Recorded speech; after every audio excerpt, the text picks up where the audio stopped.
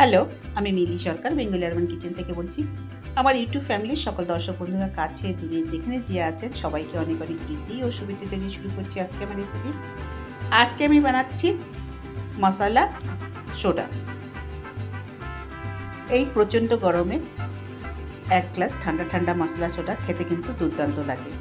আর এটা আমরা সাধারণত রেস্টুরেন্ট বা বাইরে গেলে কোথাও এটা খেয়ে থাকি হামেশাই, কিন্তু সেটা যদি ঘরেও খুব সহজে তৈরি করা যায় তাহলে কিন্তু বেশ ভালোই হয়। সেই কথা ভেবেই আজকে আমি বানিয়েছি মশলা সোডা। আসুন দেখে নেওয়া যাক কীভাবে খুব সহজেই আমি ঘরে তৈরি করেছি এই মশলা সোডা।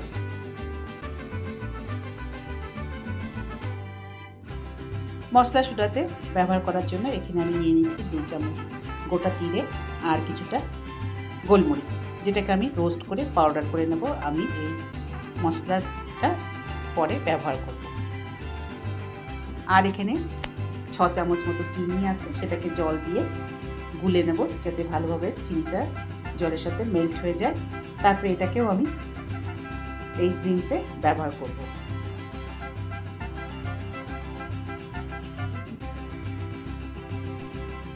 মশলা সোডাতে জন্য লেবুও লাগবে, যেটাকে আমি ছোটো ছোটো টুকরো করে কেটে নেব। আজকে আমার বানানো এই মশলা সোডা রেসিপিটা আশা করি আপনি স্কিপ না করে সম্পূর্ণ দেখবেন। দেখে যদি ভালো লাগে তাহলে অবশ্যই লাইক করবেন, শেয়ার করবেন আর বেল আইকনটা প্রেস করবেন, তাহলে নতুন নতুন ভিডিও আপলোড হলে আপনি তার নোটিফিকেশনটা পেয়ে যাবেন। একটা লেবু আমি এইভাবে কেটে নিলাম ছোটো ছোটো টুকরো করে, আর একটা লেবু নিয়ে যেটাকে এইভাবে করে একটা গোল পিস কেটে নিচ্ছি, বার করে নিচ্ছি, আর সেটাকে এইভাবে কাট লাগিয়ে নিচ্ছি, যেটা আমি গ্লাসের ওপর ডেকোরেটিভের জন্য ব্যবহার করব। আর বাকি লেবু যেটা ছিল সেটাকেও আমি এইভাবে করে ছোটো ছোটো টুকরো করে কেটে নিচ্ছি।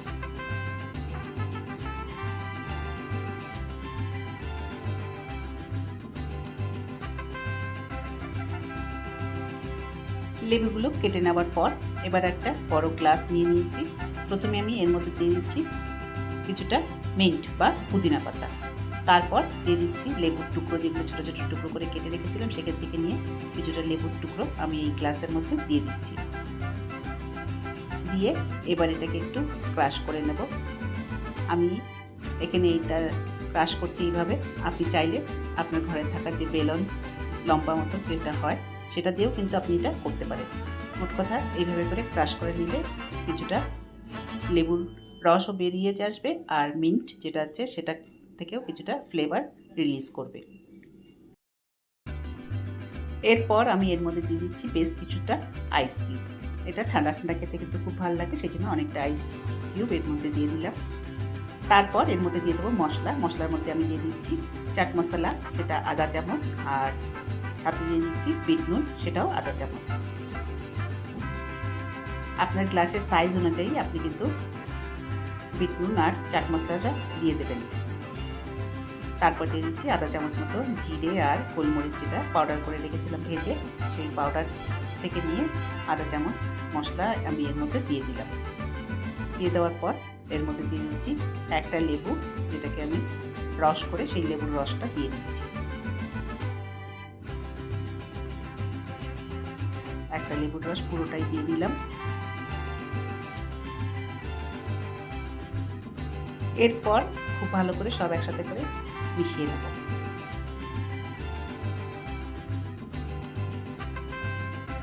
এর মধ্যে কিন্তু আলাদা করে কোনো জল ব্যবহার করব না।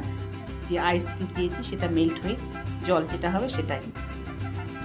একটু মনে হচ্ছে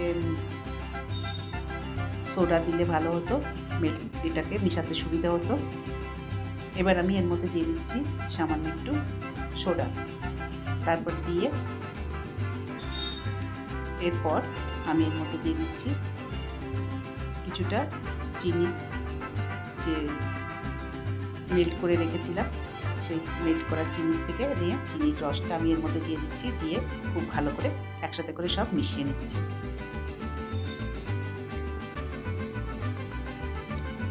এরপর আমি এর মধ্যে দিয়ে দেবো সোডা, যাতে পুরো গ্লাসটাই ভরে যায়।